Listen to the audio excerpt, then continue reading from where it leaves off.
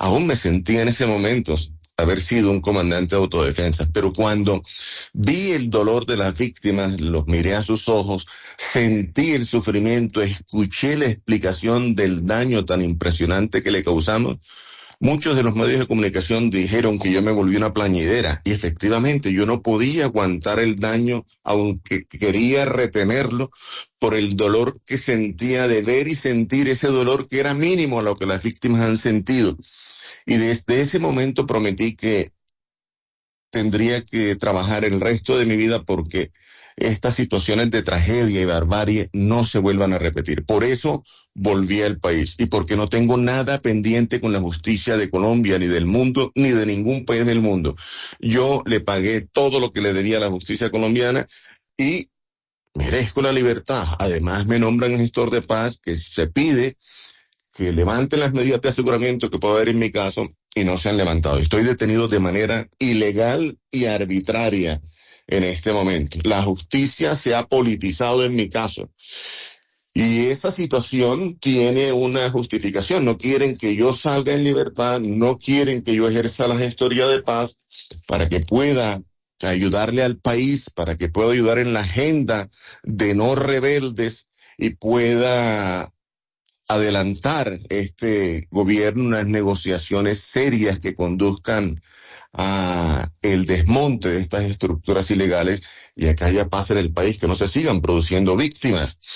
Y esta situación precisamente es para que no es un ataque a mí, ni es un ataque tampoco al gobierno del presidente Petro. Por supuesto que lo atacan, pero es un ataque directo al país, a la paz del país, a las víctimas que siguen siendo revictimizadas. Y es una situación terrible, una barbaridad que impidan que cuando los compromisos, precisamente a lo que nos llaman, que entremos a ayudar con la paz del país, se nos impida que podamos hacerlo. Y además tengo derecho a la libertad por los dos sistemas de justicia transicional, pero si no me cumplen a mí, ¿cuál es el mensaje que se les está enviando a estos grupos rearmados? Que se desmovilicen para someterse a uno de esos dos sistemas de justicia y ninguno de los dos cumple. Por eso estoy analizando y estudiando con mis abogados la posibilidad de renunciar a uno o a los dos sistemas de justicia transicional, porque en mi caso no han cumplido. Y esto es una barbaridad.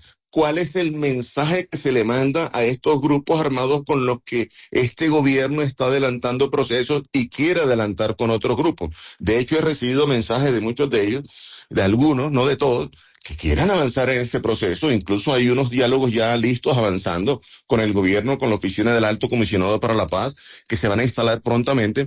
Y esa es una situación que tenemos que resolver con urgencia, porque si el sistema de justicia, el sistema de cierre de justicia al que se van a someter incumple, y esto es una barbaridad enorme, porque esos incumplimientos e inseguridades jurídicas llevaron al asesinato de 5,000 personas de las autodefensas que asesinaron después de la desmovilización. Ese tema los llevó a que se rearmaran. Entonces los están invitando a que continúen en el monte, a que continúen en las ciudades, a que esos grupos no rebeldes continúen armados, e incluso a los otros grupos rebeldes, porque la bala de fusil que salga independientemente del fusil que la dispare produce víctimas independientemente de quién la dispara.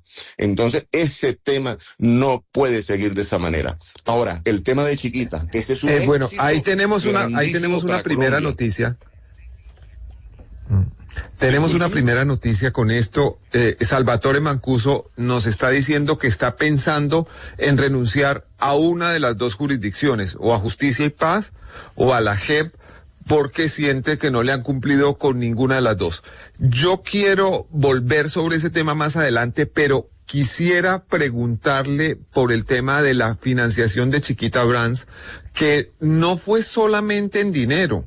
Ellos utilizaron una zona aduanera especial que les concedió el gobierno de la época para establecer un puerto en Zungo, en el Urabá, en donde llegaron 3.000 fusiles para los grupos paramilitares, fusiles que fueron usados en masacres, en varias que están demostradas que causaron el desplazamiento de miles de personas.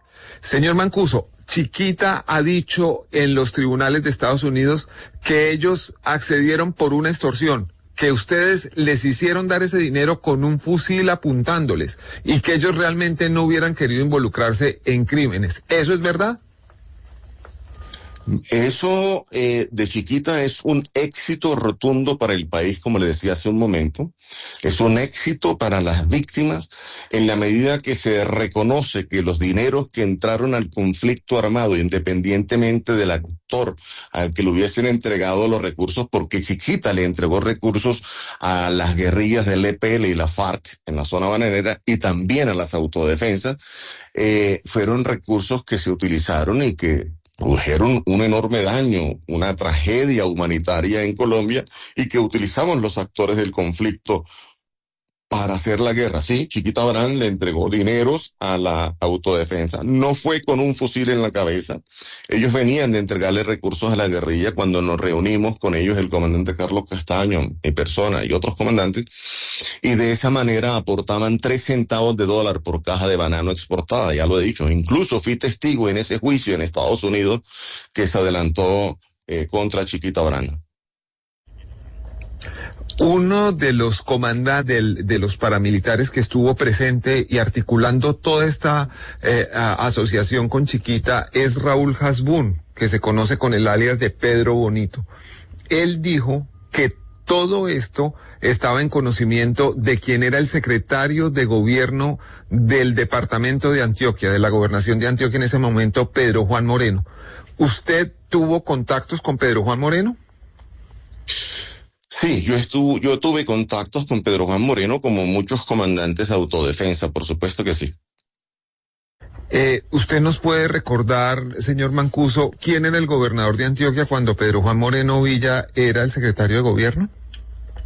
Era el señor expresidente Álvaro Uribe Vélez. ¿Él también estaba enterado de esta financiación a los paramilitares? Bueno, no sé si estaba enterado de esta financiación a las autodefensas. Lo que sé es que Pedro Juan era la mano derecha del señor gobernador de Antioquia para ese momento. Usted ha dicho que el gobernador de entonces, Álvaro Uribe Vélez, estuvo enterado de la masacre del Aro, de este procedimiento en la zona de Ituango, que fue una operación criminal que causó decenas de muertes, además ejecutadas de una manera supremamente cruel. ¿Usted por qué dice que el gobernador Álvaro Uribe sabía? Mire, el señor Pedro Juan Moreno, y tenemos que recordar el contexto histórico del país para aquel momento, teníamos un Estado, unas fuerzas militares arrinconadas por la guerrilla, unas fuerzas de guerrilla fortalecidas por el dinero del narcotráfico, con un armamento impresionante para aquel momento, con una capacidad militar y de movilización enorme. Eran capaces de reunir en ese bloque a José María Córdoba, que operaba en esa región alrededor de 1.800, 2.000 hombres en cuestión de pocas horas, y su actuar era tremendo en esa zona. Para aquel momento existían lo que llamaban las pescas milagrosas, que eran unos secuestros masivos que hacían en las carreteras del país, en este caso específico entre Montería y Medellín, o Medellín y Montería.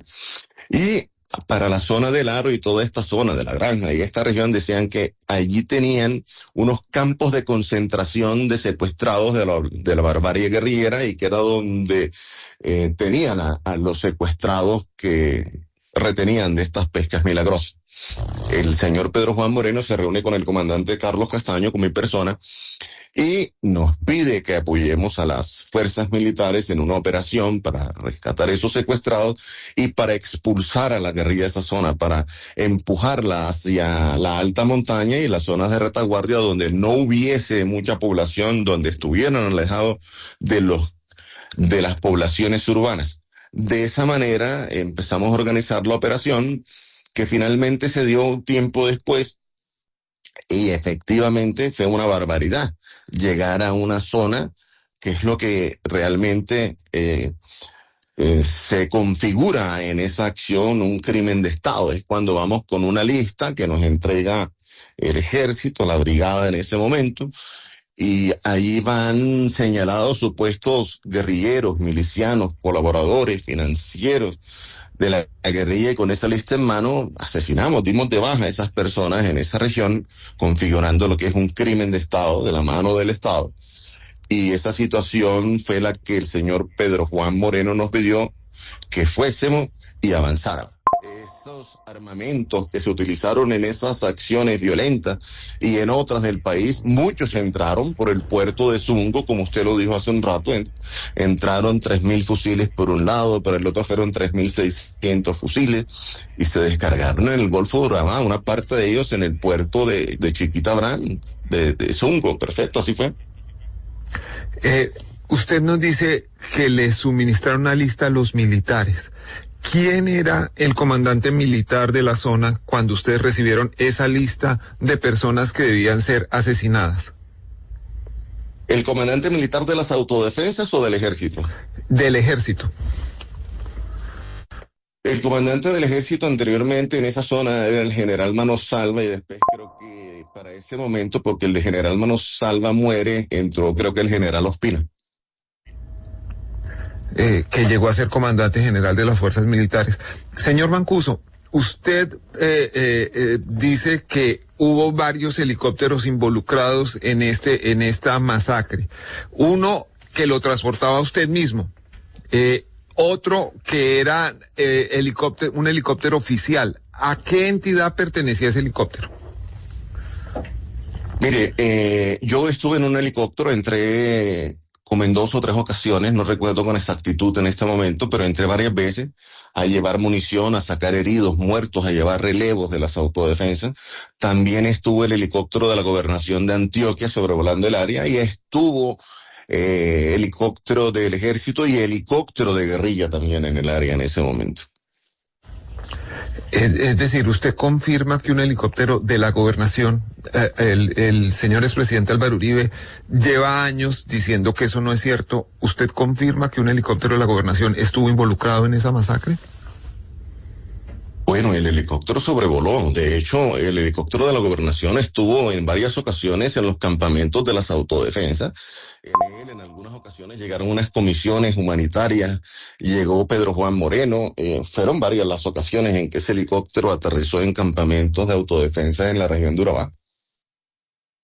Una cosa es una misión humanitaria y otra es que se utilice un helicóptero oficial como para facilitar la matanza de unos civiles. ¿Cuál fue el caso del helicóptero de la gobernación en la masacre del Aro? Sobrevoló por encima de la zona donde estábamos en combates, adelantando esa terrible operación. Usted también ha afirmado que se ha reunido varias veces con el expresidente Álvaro Uribe, cosa que él desmiente. Es más, publicó unos trinos diciendo este bandido de Salvatore Mancuso quiere cambiar la versión sobre el Aro para justificar el beneficio de la creación dolosa de la teoría bisagra de la JEP-FARC. ¿Usted se reunió o no se reunió con Álvaro Uribe? ¿En qué ocasiones y en dónde? Yo me reuní en varias ocasiones con el señor gobernador Uribe para esa época. De hecho, está en su derecho a defenderse y a decir lo que él estime conveniente, pero las verdades son absolutamente contundentes. Y lo he dicho, con el coronel Raúl Suárez, que era comandante de la policía de Córdoba. Nos encontramos en unas carreras que todo el mundo pudo ver de caballos que hicimos, que corrió una yegua mía, incluso en ese momento se llamaba La Gringa. Una yegua de color ruano, medio amarillo es el color ruano para los que no conocen el color ruano, y que incluso ganó contra un caballo de un primo de él. Así que nos hemos reunido en varias ocasiones, por supuesto que sí, y nos hemos encontrado en lugares comerciales de Montería. Una cosa es un encuentro casual, como él admite, que quizás lo vio antes de que usted estuviera involucrado con las llamadas autodefensas, que lo saludó de lejos, pero otra reunirse. Él dice que usted jamás fue a una finca de él, que eso no es cierto. ¿Usted está dispuesto a una discusión cara a cara con el señor expresidente Álvaro Uribe para sostener esto que ha dicho? Él puede decir lo que estime conveniente para su defensa, estos temas específicamente no deben politizarse porque influencian la toma de decisiones en la justicia. Yo estos temas los he contado a la justicia transicional. Ellos tomarán las decisiones del caso, pero aquí la idea no es poner preso al presidente Uribe. Él fue socio nuestro en la guerra y hoy yo lo invito a que sea socio en la paz. Creo que nadie gana nada con que las personas ingresen a la cárcel. La cárcel es una universidad del crimen. La guerrilla de la FARC se desmovilizó y fue al Congreso de la República. ¿Por qué Uribe tiene que ir a la cárcel? Que pague una sanción restaurativa como la que está pagando en este momento el señor Laforí. Laforí está cumpliendo una misión de gestor de paz, excelente misión, me dicen, y está aportándole a la paz del país. Entonces creo que lo importante en este asunto es que quienes tuvimos responsabilidades en el conflicto, incluso mucho más quienes fueron aliados de las autodefensas, en esta absurda guerra que independientemente de quien la haya ganado militarmente, la perdimos todo el país, las víctimas, qué fue lo que generamos y qué ganamos con ello. Entonces, esa situación creo que tenemos que reevaluarla y observar exactamente que el señor Uribe puede aportarle muchísimo más al país porque sigue teniendo una gran influencia política, a la paz de este país, a que haya una sanción restaurativa, a que entre todos construyamos la paz. No podemos seguir viviendo de la guerra y de la violencia y sacando réditos políticos y económicos del conflicto, de las víctimas, de los muertos. Esto tenemos que acabarlo y por eso he vuelto al país. Por eso es tan importante que yo pueda ejercer la gestoría de paz y que yo pueda estar en libertad. Desde aquí es imposible avanzar de la manera que se tiene que avanzar. Me llama la atención que usted califica como de gestión restaurativa lo que viene haciendo el señor presidente de FEDEGAN, José Félix Laforí, en el proceso de paz con el ELN. Quiero preguntarle cuál fue el papel de José Félix Laforí en la elección de Mario Iguarán como fiscal general de la Nación y cuál fue la participación que tuvieron los grupos de autodefensa en esa elección del fiscal general. Bueno, mire, vuelvo a lo que usted dice. El señor Laforí está cumpliendo una excelente función para el país y para la paz como gestor de paz en las negociaciones con el ELN. Y eso me parece absolutamente rescatable y es lo que invitaría a todos aquellos que tuvimos, digamos, ciertas tipo de responsabilidades directas o indirectamente en el conflicto armado, a que adelantemos. Es la manera como se hace la paz en el país y yo lo aplaudo realmente. En cuanto a el tema de la elección de Mario Iguarán, yo estaba desmovilizado para ese momento. A mí me propusieron que si podía ayudar a inclinar la balanza en favor del señor Mario Iguarán, que para ese momento era o había sido viceministro de Justicia. Incluso esa razón la manda el que fue ministro, el doctor Sabas Pretel de la Vega, y el que era más opcionado para para ser designado por la Corte Suprema de Justicia fiscal general de la Nación era el señor Jorge Pretel. Pero esta situación cambió en la medida que tocaron a diferentes personas y comandantes de autodefensa para que se inclinara esa balanza y se eligiera fiscal general al señor Mario Iguarán, porque él había había sido el autor de la ley 975 del 2005 y podría implementarla de mejor manera.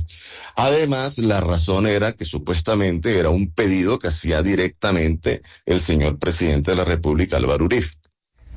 Es decir, usted recibió eso como una razón del presidente de la República y del ministro del Interior de ese momento. Le decía que si usted recibió esto como una razón del presidente de la República y del ministro del Interior de ese momento. Correcto. También le quiero preguntar sobre la participación que tuvo Abelardo de las Priella en esto y en general su relación con el señor abogado Abelardo de las Priella. Bueno, Abelardo es amigo, conocido desde jóvenes. Lógico, tengo más edad que él. Abelardo es muy amigo, una relación muy profunda, muy grande con el doctor Mario Guarán para esa época, desde antes de que fuera fiscal.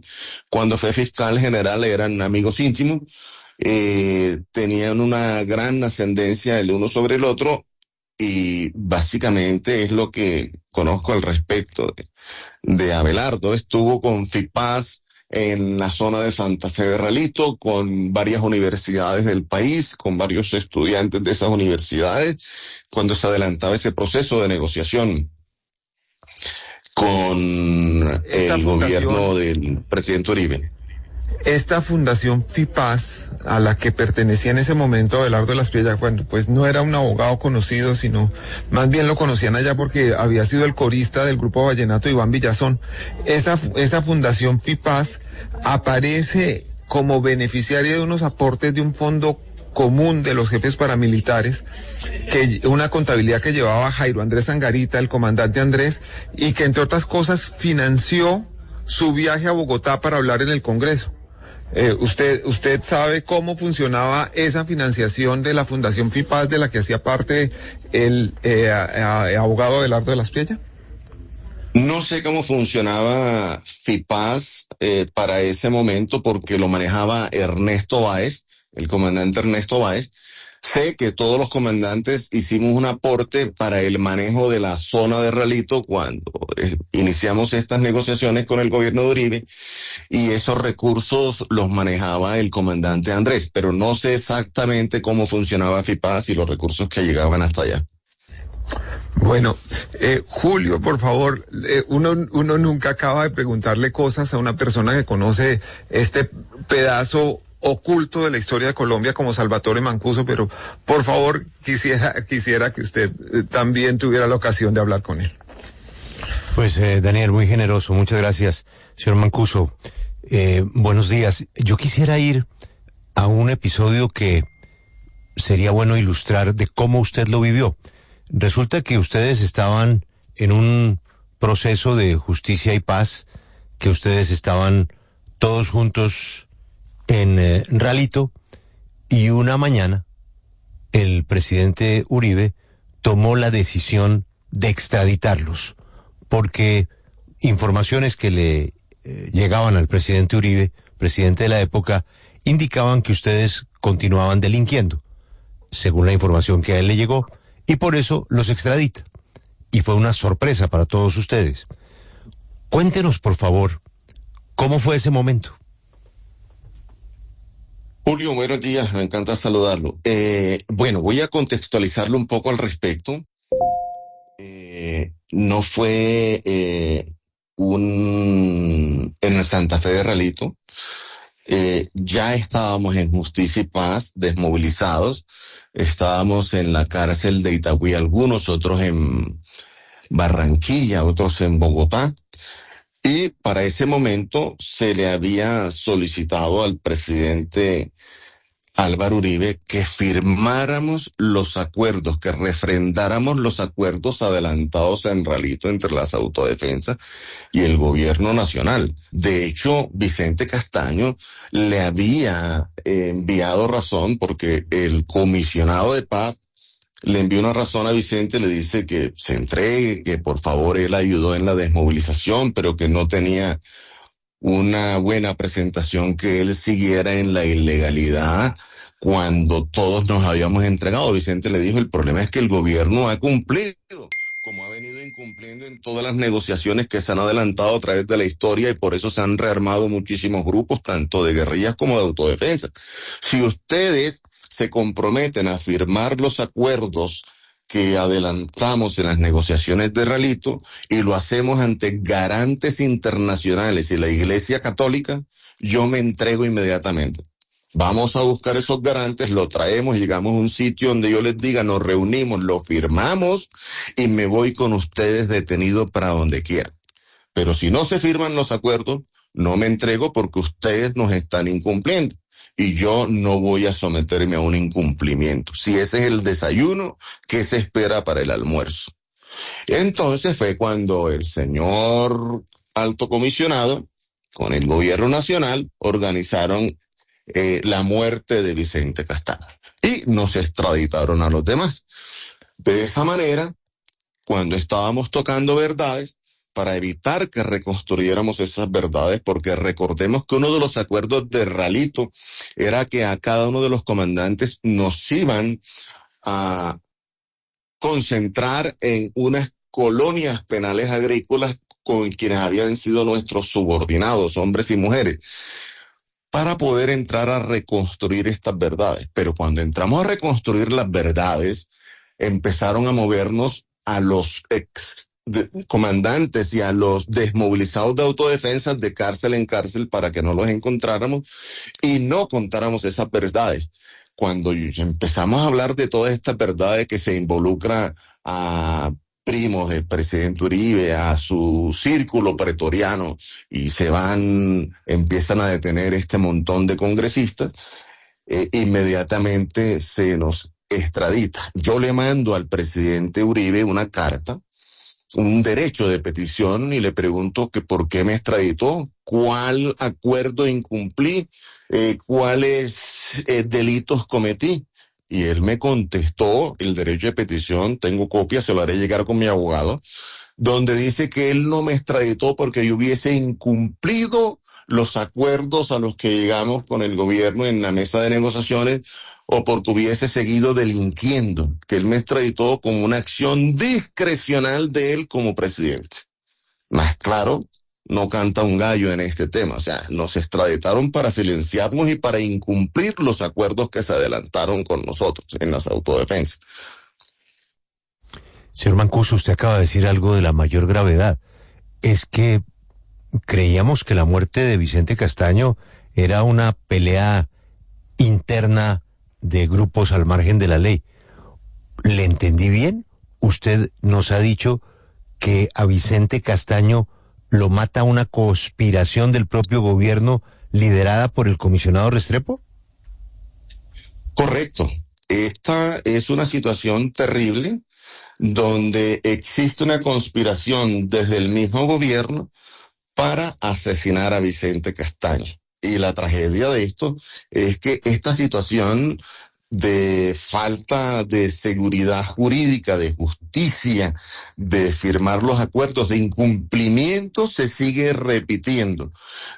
¿Cómo es posible que en mi caso particular, por ejemplo, que es un mensaje nefasto que se le manda a todos estos actores armados del conflicto actual, si a Mancuso que ha cumplido no le cumplen y que ninguno de los dos sistemas de justicia transicional cumple, tengo derecho a la libertad en ambos? Se le solicitó a ambos que me nombraran gestor de paz y no me nombran, se subsanaron las falencias que tenía la resolución que me nombró de gestor de paz y no me nombran.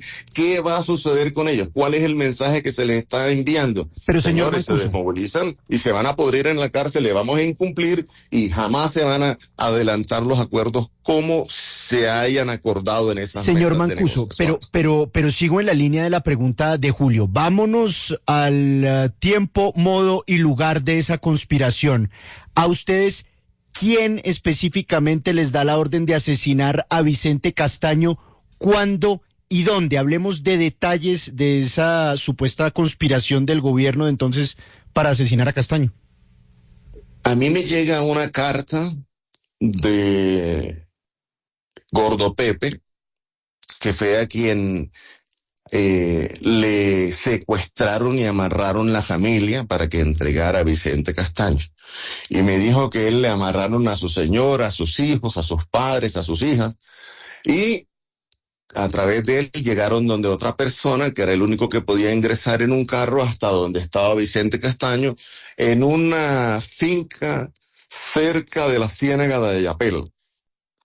Allá entraron y cuando Vicente vio que venían otros carros ingresando, le hizo unos tiros a quienes iban allí. Iban unos miembros de la Dijín, otros miembros desmovilizados de autodefensa que estaban actuando por ese pedido del gobierno nacional que hace el comisionado Luis Carlos Restrepo, y es cuando Vicente muere. Dicen que él mismo se pegó un tiro en la cabeza en un baño cuando sintió ya que no tenía escapatoria a la acción de este grupo conjunto entre miembros de la policía y de movilizados de las autodefensas. Señor Mancuso, vámonos a la supuesta responsabilidad de Luis Carlos Restrepo, porque pues ese es un señalamiento gravísimo, es el señalamiento de un homicidio.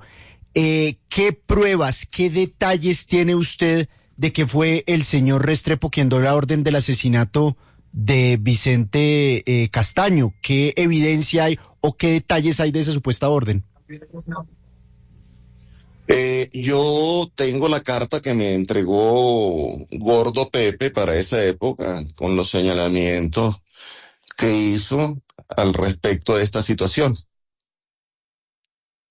Señor Mancuso, la orden de esta conspiración que usted menciona arranca desde Luis Carlos Restrepo, ¿o usted tiene información de que funcionarios de más alto nivel dentro del gobierno usaron solamente a Restrepo como un emisario?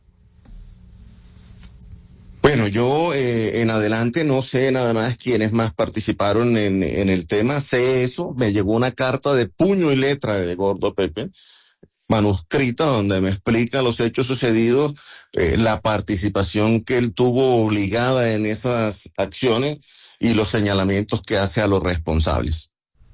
Sí, señor Mancuso, yo quiero preguntarle por un episodio con el exministro de Relaciones Exteriores, Álvaro Leiva, porque en su momento, es decir, el año pasado en noviembre, él le tiró una puya a la JEP diciendo que estaba impidiendo y que estaba obstaculizando el relato de la verdad y poniéndole una mordaza y una venda a la historia, condenando a Colombia a la tiranía de la mentira. Y esto lo dijo porque se suspendió una audiencia en la que se iba a escuchar a Carlos Mario Jiménez, alias Macaco, y ha estado haciendo esas gestiones para que él entre a la JEP y sea escuchado. Y quiero preguntarle si usted está de acuerdo con esa aceptación de Macaco ante la JEP y que hable ahí en ese tribunal.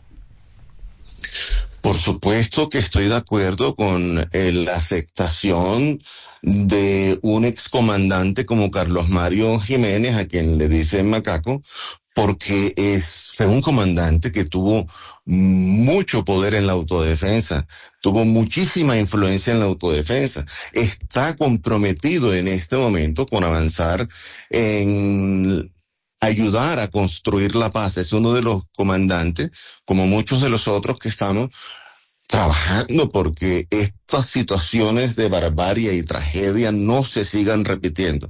Tiene mucho conocimiento, tiene muchísimo que aportar. Es una persona que ojalá sea recibido igual que otros comandantes como HH, como el señor Ramón Mojana, como los señores Angulo, que tuvieron responsabilidad en los grupos que operaron en El Aro, en La Granja, en Ituango.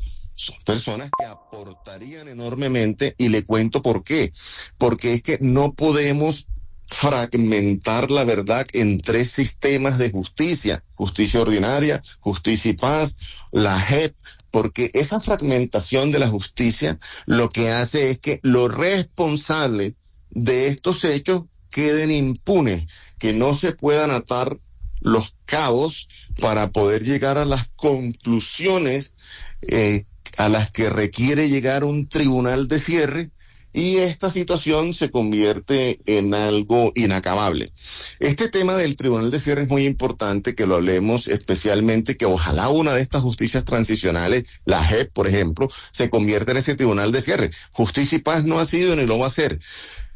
Llevamos en este momento 18 años y no hemos terminado, y se calcula que en mi caso ellos van a tomar, según las investigaciones y los cálculos que hace la MAP-OEA, 50 años más. Quien mantiene vivo ese sistema de justicia soy yo. Si yo salgo de ese sistema de justicia y paz, se va a derrumbar. Y se va a derrumbar porque precisamente quien lo mantiene vivo con todas estas situaciones he sido yo. Yo he visto que en el tribunal de Nuremberg, donde se juzgaron 75, 80 millones de muertes que hubo en la Segunda Guerra Mundial entre civiles y militares, tomaron 10 meses. En el Tribunal Militar Internacional del Lejano Oriente, donde juzgaron a los japoneses, se tomaron 2 años y medio.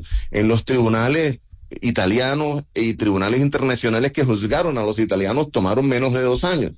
Entonces no es posible que este Tribunal de Justicia y Paz haya tomado 18 años cuando estaba creado para 8 y que aún tengamos que esperar 50 años más para terminar. O sea, ¿Estaremos vivos todos allá? ¿Qué tipo de justicia y de mensaje se le está mandando a las víctimas, a los postulados, al mundo? Esto es imposible de avanzar con esos temas de esa manera. Sí. Usted hablaba ahorita de la muerte de Vicente Castaño. Le quiero preguntar por uno de los grandes misterios y mitos alrededor del tema del paramilitarismo, la muerte de Carlos Castaño. ¿Cuál es la verdad para usted de la muerte de Carlos Castaño? La muerte de Carlos Castaño es una situación que se presentó en las autodefensas.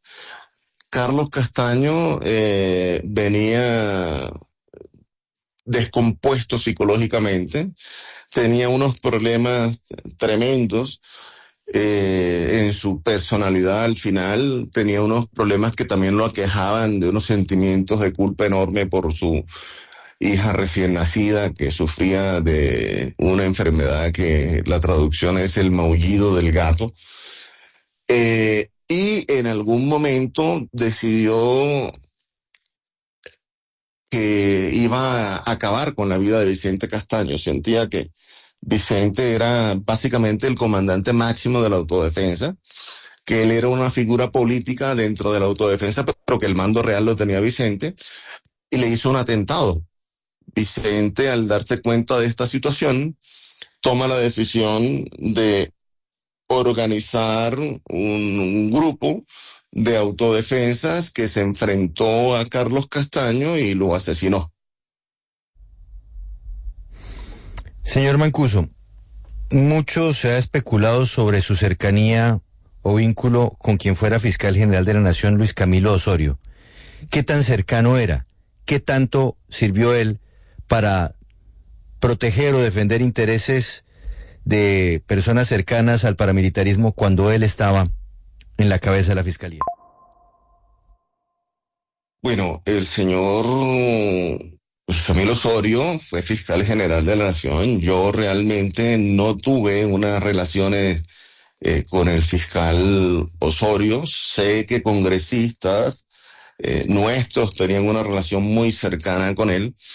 Pero básicamente lo importante de todas estas cosas es que no se vuelvan a repetir. El desafío de la paz es muy importante para que todos estos temas no se sigan repitiendo, que podamos avanzar en la construcción de paz, que se nos permita avanzar en la construcción de paz, que el Estado cumpla los compromisos que hace y que la justicia cumpla también sus compromisos a quienes cumplimos.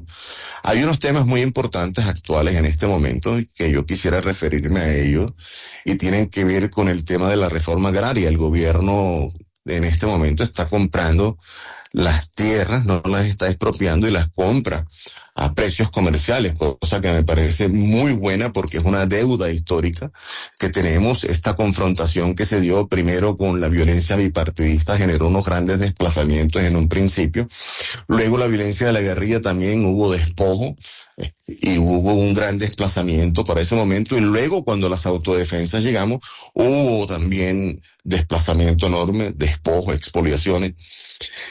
Y muchas personas vinieron detrás y aprovecharon ese momento y compraron tierras a precio de gallina enferma.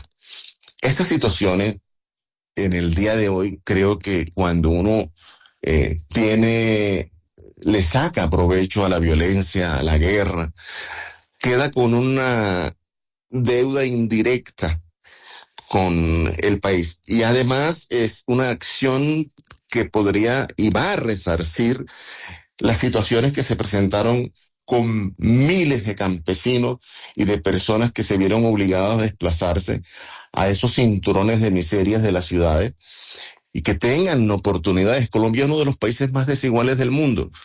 Estas tierras que está comprando el gobierno, yo invitaría a todas estas personas, aquellos que tienen la tierra de manera tradicional desde hace muchísimos años, y aquellos que adquirieron las tierras de esta manera cuando el conflicto armado, cuando estos desplazamientos, que le vendan esa tierra al gobierno para que aporten a la paz, a la reforma agraria, para que la mitad de la tierra que venden utilizan esos dineros para generar producciones intensivas porque están en producciones extensivas, y de esa manera el gobierno comprará tierras que le entrega a campesinos que fueron desplazados de sus zonas para que armen proyectos productivos intensivos en esa zona.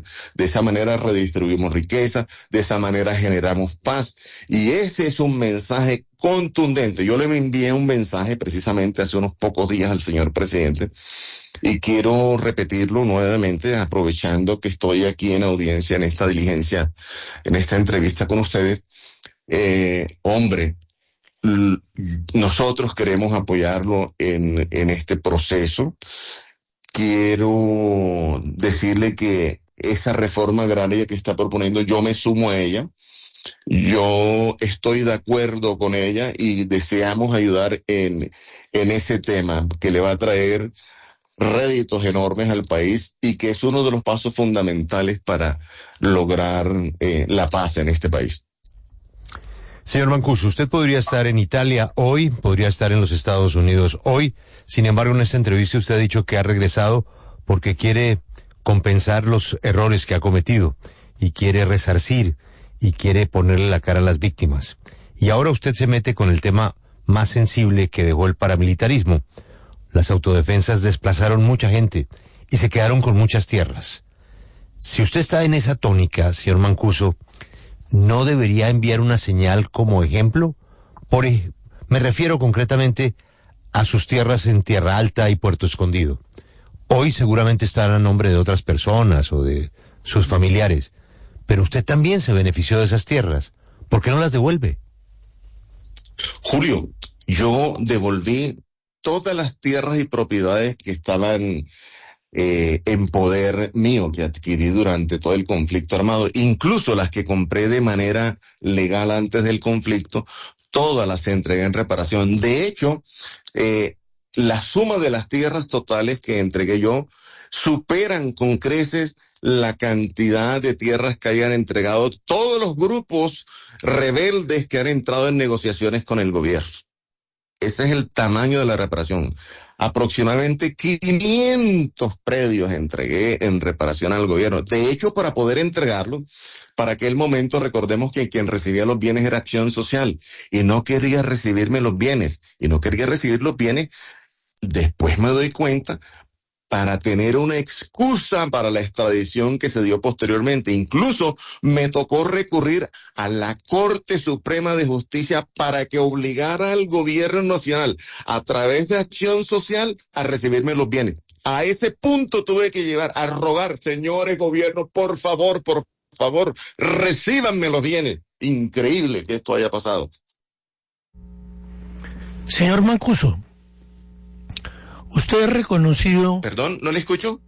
Usted ha reconocido que el mal que hizo es inmenso y que precisamente lo que está haciendo lo hace para evitar que se repita. Yo me quiero referir a su presencia en el recinto del Congreso de Colombia, donde usted manifestó que controlaba más del 30% del Parlamento colombiano, y para mí esa declaración es el hecho más grave que ha tenido la institucionalidad colombiana después del 9 de abril. Hoy usted reconoce que esa presencia del paramilitarismo en el Congreso fue un escándalo que hizo mucho daño. Doctor Casas, qué alegría saludarlo. Sí, esa fue una situación escandalosa, por supuesto, y es lo que tenemos que evitar, doctor Casas, que situaciones como esta se sigan repitiendo. Mire, estos actores armados han dado muestras inequívocas que tienen una voluntad real de avanzar en procesos de paz. Esos procesos hay que avanzarlos. El 70 o 75% de las violencias y los rearmados del país vienen de los no rebeldes. Se ha priorizado las negociaciones con el ELN, que promete siempre en todas sus negociaciones, pero jamás cumple. Esperemos que en esta llegue a un feliz término. Y están los rearmados de las FARC. Si estas personas de los rebeldes se desmovilizan, ¿qué va a suceder? Va a suceder lo mismo que ha venido sucediendo durante todas las negociaciones que se han adelantado desde la guerra de los 1000 días hasta hoy. ¿En manos de quién quedaron esos territorios que se le entregaron al Estado? ¿En manos del Estado? No, de nuevo rearmados. ¿Qué va a suceder con esos territorios? Los van a tomar estos actores armados no rebeldes que representan el 70-75% de las violencias del país. Tenemos que priorizarlas, tenemos que agilizar esas negociaciones para que ese control que siguen teniendo, que es un control territorial, y eso implica tener control político, pueden inclinar la balanza político a favor o en contra de quienes quieran, de los intereses que tengan. Tienen control económico, economías legales e ilegales, tienen control social y hasta una ascendencia enorme en las poblaciones de la zona, que muchos de ellos quisieran ser, de estos jóvenes, Tiro Fijo, el Mono Jojoy, Mancuso, y eso tenemos que evitar que se siga repitiendo, que sigan apoyando personas que llegan al Congreso de la República. Eso no puede darse.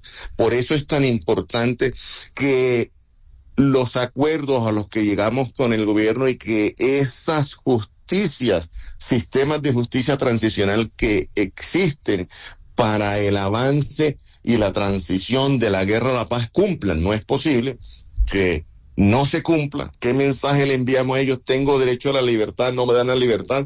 Tengo derecho a ejercer la gestoría. ¿Por qué se me impide ejercer esa gestoría? ¿Cuál es el mensaje que se le manda a todos ellos? Entonces, sí, doctor Casa, esa situación que se presentó fue vergonzosa y tenemos que evitar que se siga dando, doctor. Sí, usted hace unos momentos a una pregunta de Juan Pablo hablaba sobre el tema de Juan Camilo Restrepo. Le quiero preguntar por alguien específico. Ana María Flores, la que fue conocida como la Batichica de Cúcuta. Juan Camilo Osorio. Perdón, Luis Camilo Osorio, sí. Luis Camilo Osorio, que era la pregunta de Juan Pablo. Y Ana María Flores, la conocida como la Batichica. ¿Y qué relación tiene toda esa historia con algo que usted ha mencionado, que es realmente, en esta historia de horror, es otro capítulo de horror, que son los hornos crematorios de Cúcuta? ¿Qué nos puede contar de Ana María Flores, su relación con Luis Camilo Osorio, y esa historia de los hornos crematorios en Cúcuta? Bueno, la Batichica, esta señora fiscal que estuvo en Cúcuta, efectivamente tuvo relación con las autodefensas. De hecho, los comandantes de la autodefensa, muchos de ellos dormían allá. El comandante Gato tenía una relación sentimental con ella, uno de los comandantes de autodefensa, y fue una situación trágica que se presentó. Repito, son cosas que no tienen que seguirse repitiendo y que se presentaron. Hay que evitar que se den. Pero mire lo que sucede con los hornos crematorios. Hubo un momento en el cual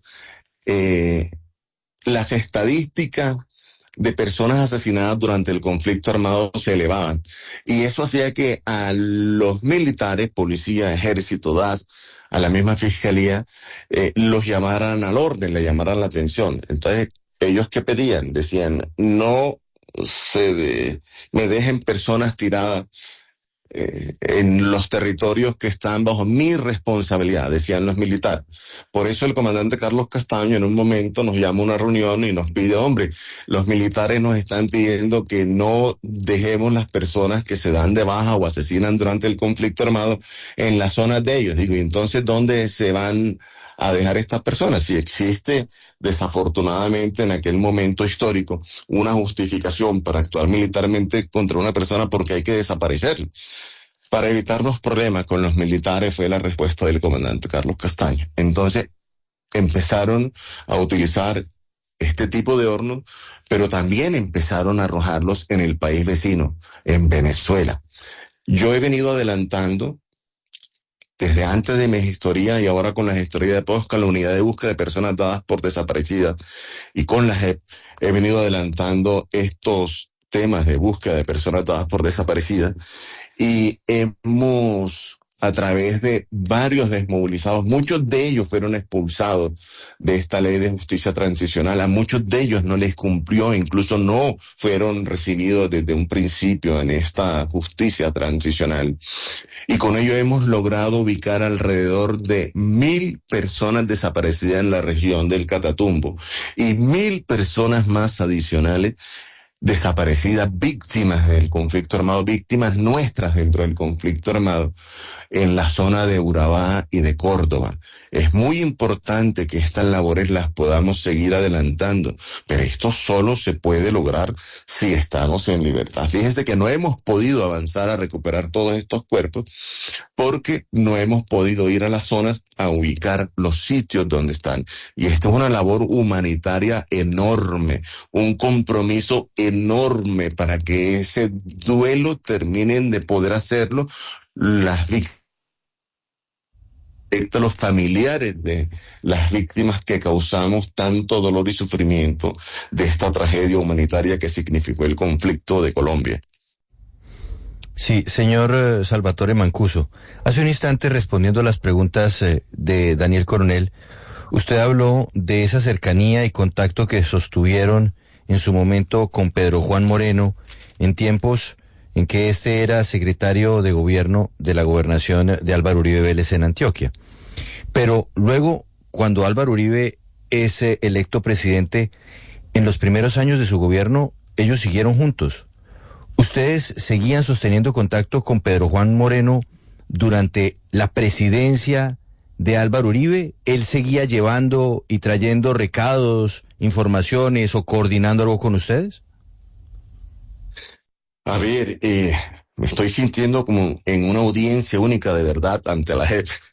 Yo creo que, bueno, el tema de Pedro Juan y Uribe, por supuesto, tuvimos relación con Pedro Juan durante todo el tiempo hasta que él tuvo esa trágica muerte en ese accidente de helicóptero, así que siempre tuvimos una muy buena relación con él.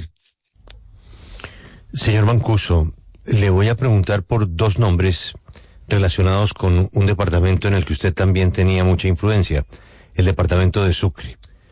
¿Qué tuvo que ver usted con la Universidad de Sucre, con Yair Acuña, con Enilce López, conocida como La Gata?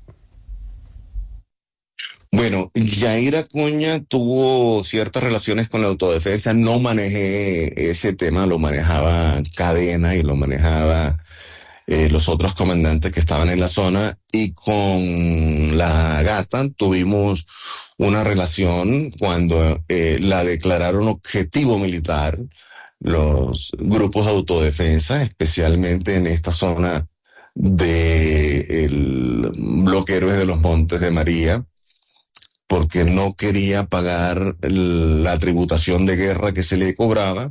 La declararon objetivo militar. Ella buscó al comandante Carlos Castaño a través de Monseñor García, el monseñor de Urabá, y llegó a través de un sacerdote de Magangué, y el comandante Carlos Castaño le dijo, mire, esa es zona de Mancuso, y me pidió a mí que la atendiera.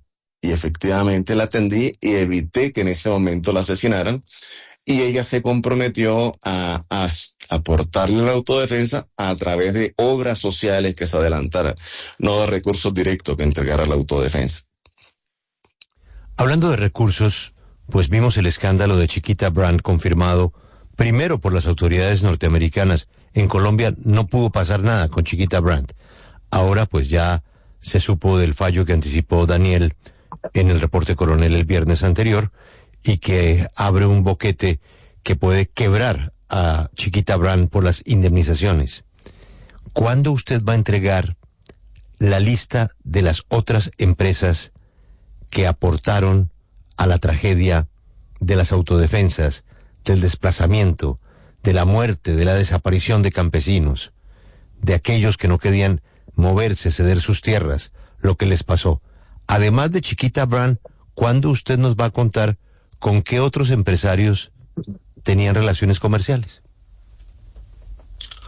Julio, la gran tragedia de Justicia y Paz y de tener 3 sistemas de justicia en Colombia para un mismo conflicto, para un solo conflicto, es que uno cuenta las verdades. Por ejemplo, nosotros desde un principio, en mi caso particular, le estoy pidiendo a la Fiscalía de Justicia y Paz que cree el patrón de macrocriminalidad, de connivencia del Estado y relaciones del Estado con las autodefensas.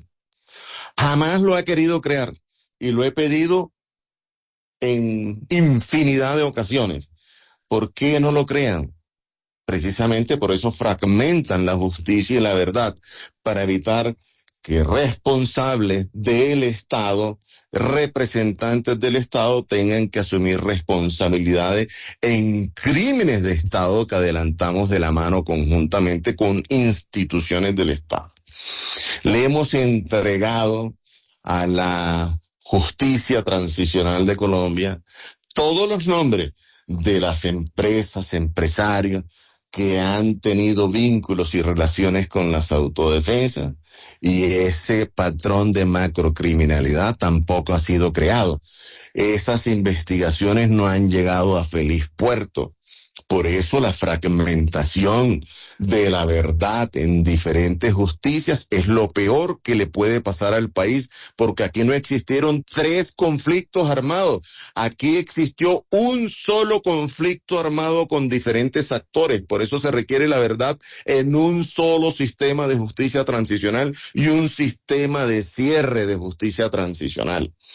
Porque si no, todas las verdades que hemos contado, que ya plasmamos, va a suceder lo que usted está diciendo. ¿Y cuándo va a contar esas verdades? ¿Y qué va a pasar con esas verdades? Se contaron, ya las tiene la justicia. Preguntémosle a ellos qué ha hecho con esas verdades, por qué no han avanzado, por qué no han creado estos patrones de macrocriminalidad, por qué no cumplen con la función que le corresponde y por qué nos incumplen a quienes hemos cumplido. ¿Qué tipo de mensaje le estamos mandando a los rearmados? Que sigan en guerra, que no se desmovilicen, que les van a incumplir como siempre han venido incumpliendo. Ese es el mensaje que se les está mandando a esos muchachos, a esos hombres y mujeres allá afuera armados. Que sigan generando víctimas, como dijo en algún momento Alfonso Cano, que fue comandante de la FARC. ¿Dentro de cuántos miles de muertos más vamos a poder entender que no es la manera de solucionar estos conflictos armados que está viviendo el país? Pero, señor Mancuso, si todos los empresarios que convivieron con ustedes, las fuerzas del Estado, los agentes de las fuerzas militares y de policía que estaban en la nómina de ustedes, toda esa información está en una gaveta en algún lugar de ese trámite que ha tenido la verdad que ustedes entregaron, ¿en esa misma gaveta también están las pruebas o solamente estamos con su palabra? A ver, en muchas ocasiones hubo pruebas, pero recordemos que estas eran organizaciones ilegales. Usted, cuando está dentro de una organización ilegal y que jamás se le había pasado por la cabeza que tenía que pasar por un sistema de justicia donde iba a tener que ir a contar verdades y entregar pruebas, usted jamás deja pruebas. Esporádicamente quedaba una que otra prueba que las teníamos guardadas, pero no guardadas porque las íbamos a utilizar dentro de unos procesos de justicia transicional, sino porque afortunadamente quedaron por allí guardadas. Dentro de estos procesos, cuando usted pacta situaciones, usted no va a una notaría con un actor ilegal y firma un acuerdo. Son todos acuerdos que se hacen de palabra, Julio. Y de esa manera se adelantaron. Ahora, lo que sí tenemos son los testigos, los contextos, las situaciones, cómo se dieron. Y efectivamente que los hechos se presentaron. Yo tengo una inquietud antes de que Daniel retome su entrevista que generosamente ha permitido compartir con sus compañeros aquí en la W. Es la primera vez que participamos de un reporte coronel y eso habla de su, no solamente de su profesionalismo, sino de su generosidad como colega. Señor Mancuso, la última inquietud que tengo yo antes de volver con Daniel es recoger lo primero que usted dijo. su arrepentimiento. Después de, como decía Cano, ¿en cuántos muertos nos vemos? Después de todos esos muertos y de usted querer enfrentar la compensación a todas esas víctimas, ¿usted pone la cabeza en la almohada y se duerme? ¿Duerme tranquilo? ¿Cierra los ojos y se duerme fácil? Julio, en un principio la situación era muy compleja. Sentía, y sigo sintiendo, esa gran responsabilidad sobre mis hombros, ese sentimiento de culpa, pero la paz es un acto de construcción diaria. Cuando yo empecé a ver, a escuchar, a sentir una mínima parte de ese inmenso dolor, daño y sufrimiento que le causamos a las víctimas, yo lloraba en las audiencias, lloraba en las noches, no dormía bien, las ánimas, como decimos, me visitaban y tuve que hacer un trabajo enorme y fue empezar por pedirle perdón a ellos, pero antes de eso perdonarme a mí mismo, comprometerme conmigo, con mi conciencia, con las víctimas, con el país, con mi familia, a que esto no podía seguir sucediendo, a trabajar el resto de mi vida por desmontar estos factores de violencia, una situación que lo afecta a uno de manera profunda, muy profunda. Es una situación que lo lleva a uno a comprometerse el resto de la vida porque no podemos devolver vidas humanas, no se puede reparar lo irreparable, pero sí podemos aportar desde nuestro compromiso, desde nuestra voluntad, a que esta tragedia no siga repitiéndose en el país. Es una situación que nos toca iniciar por cumplir, y por cumplir a las instituciones del Estado, por cumplir a la justicia restaurativa. Si tenemos derecho a la libertad, si se les está solicitando por parte del gobierno a través de una resolución que me ha nombrado gestor de paz que me den la libertad, ¿por qué no lo hacen? Hay una politización de la justicia en este caso, hay una manipulación de la justicia para evitar que se construya la paz. Básicamente se están convirtiendo esta justicia en enemigos de la paz y eso tenemos que evitarlo. Lo otro, yo quisiera aprovechar, ya que estamos cerrando esta entrevista, enviarle un mensaje al señor presidente de la República, y es: yo he decidido volver al país por todo esto que acabo de decirle. Yo quiero invitarlo a que prioricemos esa agenda de paz con los no rebeldes, que dinamicemos esa agenda y que podamos avanzar, que por favor logremos esta paz, que no desista de ella, logremos la salida mía y de todos aquellos que tenemos esa voluntad y ese compromiso de avanzar. Estoy seguro que muchos de mis excompañeros, excomandantes, tienen esa misma voluntad para avanzar, para apoyar en este proceso de pacificación del país y para que estos hechos no se sigan repitiendo. Daniel, su invitado. Muchísimas gracias, Julio. Muchísimas gracias, Julio. Quisiera preguntarle al señor Mancuso varias cosas antes de despedirlo. Ecopetrol es la principal empresa de Colombia. Ecopetrol pertenece en un porcentaje mayor del 80% a los colombianos, a todos los contribuyentes. Y resulta que usted ha dicho que con fondos de Ecopetrol se financiaron también los paramilitares, que las directivas de Ecopetrol en alguna época facilitaron que dineros de la principal empresa del país llegaran a financiar estas actividades criminales de los grupos de autodefensa. ¿Usted qué nos puede contar sobre eso, señor Mancuso? A ver, Ecopetrol efectivamente tuvo una responsabilidad en la financiación que tuvimos las autodefensas en aquella época. Por el poliducto pasan diferentes tipos de hidrocarburos, gasolina, CPM, etcétera. Y ellos nos entregaban el horario en el cual iban a ser transportados movidos se iban a mover toda esta serie de hidrocarburos a las horas que se estaban inyectando por el poliducto, y ellos tenían unos sensores además que les permitía saber desde qué sectores se estaba extrayendo los hidrocarburos.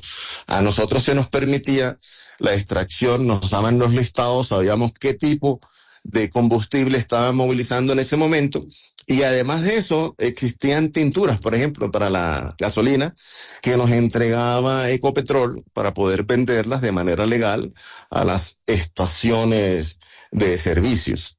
Así que Ecopetrol tuvo una responsabilidad enorme en la financiación de las autodefensas, eso es cierto, Daniel. ¿Qué tan alto llegaba el nivel de decisión dentro de Ecopetrol sobre esta colaboración con los grupos de autodefensa? ¿Estamos hablando de unos ingenieros o de unos vigilantes en las zonas por las que pasaba el poliducto, o era más alto que llegaba esta colaboración? Perdón, que se entrecortó, no le entendí, ¿me repite?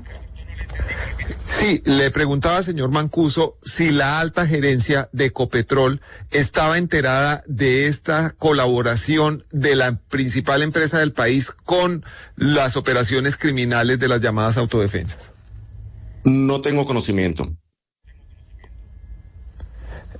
Usted también ha mencionado insistentemente la participación del ex vicepresidente Francisco Santos Calderón en la puesta en marcha o la sugerencia para la puesta en marcha del bloque capital de las autodefensas. Él lo ha negado por años y es un proceso que la justicia no ha terminado de resolver. ¿Qué nos cuenta de eso? ¿Cuáles reuniones tuvo usted personalmente con Pacho Santos y de qué se habló en eso? Mire, Pachito fue una persona que llegó a las autodefensas. Recordemos el contexto histórico para aquel momento para poder entenderlo. La primera vez que la ciudad capital, Bogotá, estuvo prácticamente sitiada por la guerrilla, no se podía salir por fuera de las goteras de Bogotá, y en ese momento sintieron los poderosos que viven en esta gran ciudad el rigor de la amenaza real que significaba la guerrilla en ese momento. Nos pidieron a la autodefensa, Pachito fue y se reunió con el comandante Carlos Castaño, conmigo, que se creara un bloque de autodefensa, hasta el nombre se propuso, Capital, para evitar que la guerrilla los siguiera teniendo prácticamente sitiados como los tenía en ese momento, y que se tomaran esta ciudad capital. Nosotros impedimos que la guerrilla se tomara el poder por las armas, definitivamente en la guerra, pero todos perdimos, una situación terrible que no puede seguirse repitiendo. Pachito Santos luego estuvo en Estados Unidos como embajador, y en mi caso particular, por ejemplo, cuando Estados Unidos me pregunta que si yo tengo una ciudadanía diferente y que si me gustaría ir a un país diferente, le dije, mire, sí, en este momento yo estoy en justicia y paz, justicia transicional, tengo derecho a la verdad, a la libertad, no me han cumplido y tengo temores que ese incumplimiento sea para llevarme a una prisión en Colombia y dentro de esa prisión permitir que se me asesine. Entonces, yo preferiría irme para Italia. Estados Unidos emite una orden final de remoción, así se llama, orden final de remoción, y designa a Italia como el país de remoción. Estaba todo listo, ellos tenían 3 meses para enviarme a Italia, pasaron 4 meses, después que pasan 3 meses no pueden reversar esa orden final de remoción, y el embajador Pachito Santos en ese momento pactó con el gobierno del presidente Trump que se cambiara la orden final de remoción de Mancuso de Italia a Colombia, y pactaron que Colombia entregaría el voto y ayudaría con el lobby para la elección del presidente del BID, del Banco Interamericano de Desarrollo, que por tradición ha sido latinoamericano, y nombraran un director estadounidense en esa gestión. Hubo una presión política enorme y sin embargo, a pesar de todas esas cosas, fue lo que me obligó entonces a acogerme a la protección internacional de Naciones Unidas contra la tortura, Y estaba en ese proceso, me iba a ir allá o me iba a Italia o me iba a quedar en Colombia. Incluso le mandé a decir al gobierno que en la medida en que me dieran las garantías necesarias, si me mandaban a Italia, yo volvería a Colombia. Y lo hice. Fíjese que aún con todas estas situaciones, cuando el señor presidente me nombra gestor de paz, decido honrar ese nombramiento y decido honrar el compromiso moral que tengo con las víctimas. Y he vuelto a trabajar por la paz, por la reconciliación. Quiero hacerlo, pero también es importante que se me cumpla. Si hemos cumplido, pues hay que cumplir. La justicia transicional tiene que cumplir y ambas tienen la potestad de darme la libertad porque he cumplido, no les debo un solo día, y ambas tienen la potestad de levantar las medidas de aseguramiento en este tema particularmente. En todos estos años, usted ha recibido la petición de cambiar su versión sobre el tema de Francisco Santos y la conformación del bloque capital de las autodefensas. ¿Alguien le ha traído una razón o le ha dicho espontáneamente que por qué no reconsidera esas declaraciones? Mire, durante todos estos años y cuando estaba en Itagüí, a veces entraban los fines de semana, los días de visita, personas que uno no conocía y que entraban supuestamente a visitar otros internos y llegaban y me veían por ahí andando, llegaban hasta la celda y se presentaban y decían, te mandan a decir que por favor no hables del uno, no hables del otro, y en algún momento me dijeron que no hablara de esos temas, que no era conveniente para el gobierno, para el país, para mi familia, para mí, o sea, eran amenazas claras. Pero siempre he seguido comprometido, yo nunca he sido persona de estar cambiando versiones, lo que digo es la verdad y hasta ahí nada más. ¿Quién fue el emisario de esas amenazas? Muchos, la justicia sabe quiénes son, a ellos les he contado quiénes han sido. Bueno, le quiero hacer una última pregunta, señor Mancuso. Las FARC cometieron un terrible atentado en Bogotá, el atentado del Club El Nogal, en donde asesinaron a 36 personas con una bomba, una terrible matanza que conservan los colombianos en la memoria. Dentro de las justificaciones, que nada hace justificable este hecho de sangre, pero entre las justificaciones que pretendieron invocar las FARC estaba que usted había visitado o que alguna vez se había quedado en el Club El Nogal. Quiero preguntarle si eso es cierto, si sucedió alguna vez que usted ingresara o se quedara en ese club. Bueno, yo jamás estuve en el Club El Nogal. De hecho, no lo conozco. No he estado ahí. Esa justificación que ha dado la FARC de que yo estuve allí y ni ninguna otra justificación existe para ponerle una bomba y hacer un atentado terrorista contra ningún club social de Colombia ni del mundo. Esos son hechos atroces que se cometieron en el conflicto y ellos tendrán que aclararlo. Y definitivamente por eso es tan importante que hagamos la paz.